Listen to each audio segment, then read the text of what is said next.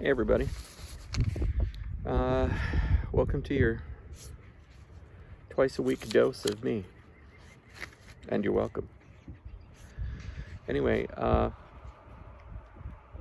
it's a little chilly out here, but I'm going to try and talk about lesson 4. I'm calling it lesson 4, and basically it's the build-up to D-Day. So we're moving into 1944 now, and I posted the slides and posted the notes actually, so you can follow along. I guess if you can't see the video, follow along by looking at the notes.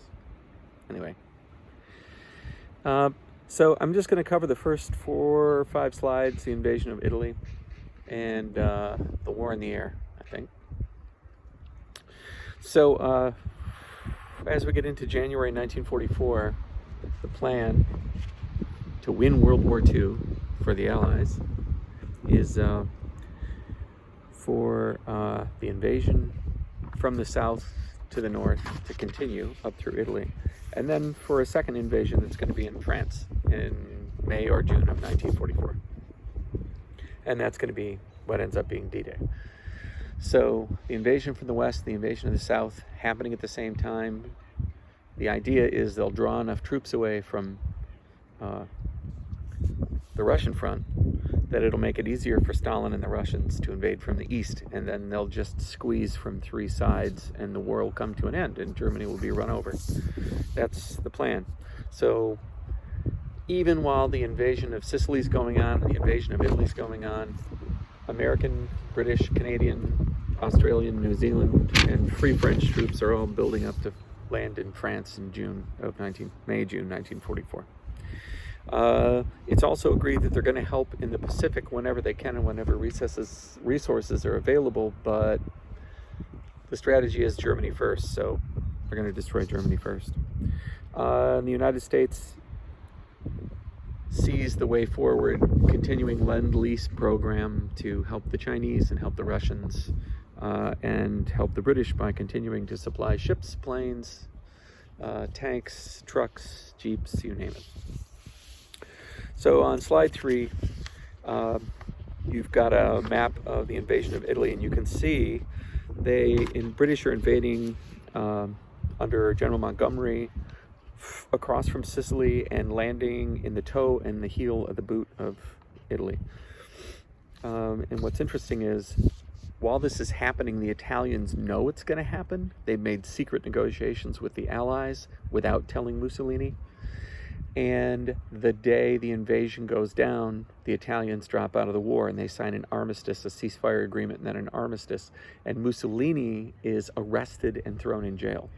He ends up being rescued by his old buddy Hitler through a special forces airborne glider rescue. And Mussolini gets hustled out of Italy and taken back to Germany to hang out with Hitler until Hitler gets tired of it and says, listen, you need to go back to Italy and take your country back. Mussolini will do that, and he'll be stopped up near Lake Como coming out of Switzerland into northern Italy by some pro-ally Italian partisans, I guess you'd call them, and they kill him. And that's the end of Mussolini. So all that's happening like September 43. Operation Avalanche, which is the American piece of it, they all land at Salerno, which is near Positano, which is a really beautiful part of Italy, south of Naples. And it's called Operation Avalanche. And the guy who's in charge, there's a picture of him in the slides. That's Mark Clark, General Mark Clark. There's some cool video talking where you can actually see Mark Clark being interviewed and talking. I don't know if I'll attach it all, but there's quite a lot of video footage and things made about the invasion of Italy. Anyway, the Germans, realizing, oh my God, we just lost Italy, also realize we can't let the Allies just swarm into Italy. We have to defend Italy. So the Germans go from being friendly towards the Italians to being horrible to the Italians. For example, Mussolini never rounded up the Jews in Italy, But as soon as the tables turned and they switched sides, the Germans absolutely started rounding up the Jews in Germany. There's a really good movie about that called Life is Beautiful, but it's also very sad, so prepare yourself for that. So the Allies start moving north. They get as far as north as a place called Monte Cassino, and the Germans build a defensive line across the Italian peninsula called the Gustav Line, and the key center point of that line is Monte Cassino. And the Allies will spend all of the fall and winter just bombing the heck out of that place and attacking and attacking. And the Italians who live in that area end up being refugees, end up being homeless. There's actual footage of the village of Monte Cassino being bombed, by the way. The reason I'm telling you all of this is because one of your classmates is only with us in class because her family survived that, and that's Sophia Mio. Her grandfather somehow escaped and the family escaped destruction at Monte Cassino, and then they came to the United States. So anyway, all the other key leaders, the people we've been learning about, Eisenhower, Patton, Bradley, even Montgomery after the invasions in the South are complete, they all leave, and it's just Mark Clark. The reason they all leave is because they're all going back to plan D-Day in England without Mark Clark. So things stall out near Monte Cassino, and Mark Clark's plan is, well, it's a peninsula, I'll just land further up.